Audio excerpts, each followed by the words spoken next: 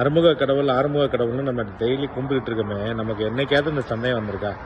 முருகன் வந்து 6 தலை இருக்கே, எல்லா திசையிலையும் ஒவ்வொரு தலை இருக்கே, அவர் வந்து படுக்கும்போது எப்படி படுப்பாருன்னு ஒரு சந்தேகம் வந்ததா? அது சாமியே இல்லைன்னு சொல்கிற ஒரு நாஸ்திகருக்கு அந்த சந்தேகம் வந்திருக்கு. அதை நம்ம வாரியார் சுவாமிகள்கிட்ட கேட்டிருக்காரு.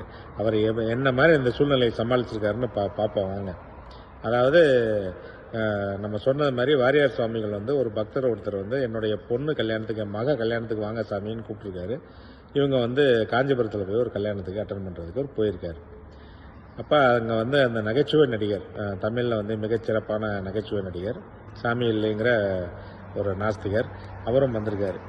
அவர் கிருபானந்த சுவாமிகள் வந்து அந்த கல்யாணத்தில் கொஞ்சம் நேரம் வந்து அவர் எங்கே போனாலும் முருகனை பற்றி பேசுவார் இல்லையா, அந்த சொற்பொழிவு முடிஞ்ச உடனே சாமியே இல்லைன்னு சொல்கிற அவர் கிருபானந்த வாரியாரை பார்த்து கேட்குறாரு, யோ சாமி, உன் முருகனுக்கு 6 முகம் இருக்குன்னு சொல்கிறியா, நைட்டு படுக்கும்போது எந்த திசையிலையா படுப்பான், தலை வந்து இடிக்காதாயா தரையிலன்னு கேட்டாராம்.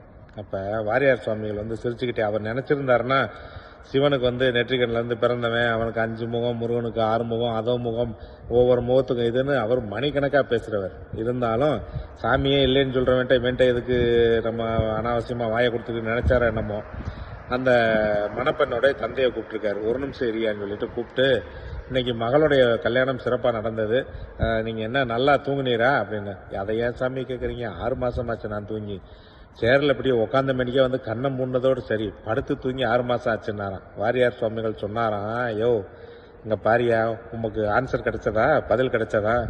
ஒரு பொண்ணு கல்யாணத்துக்கு வந்து இப்படி இருக்கிறவனே அவன் நல்லா இருக்கணும்னு நினைக்கிற இவரே வந்து 6 மாதம் தூங்கலைன்னா, இந்த முருக கடவுள் வந்து உலகம் முழுக்க காத்து ரசிக்கிறவர், இவங்களுடைய துன்பமெல்லாம் போகும்னு சொல்லிட்டு அவர் நினச்சிக்கிட்டு இருக்கிற அவருக்கு அப்போ எப்படியா தூக்கம் வரும்னு கேட்டாராம். உங்களுக்கு பயனுள்ள வகையில் இந்த மாதிரி நிறைய பதிவுகள் போடுறதுக்கு எனக்கு கொஞ்சம் ஆதரவு கொடுங்க. இந்த பெல் ஐக்கானை கொஞ்சம் கிளிக் பண்ணுங்கள். இந்த சேனலுக்கு சப்ஸ்கிரைப் பண்ணுங்கள்.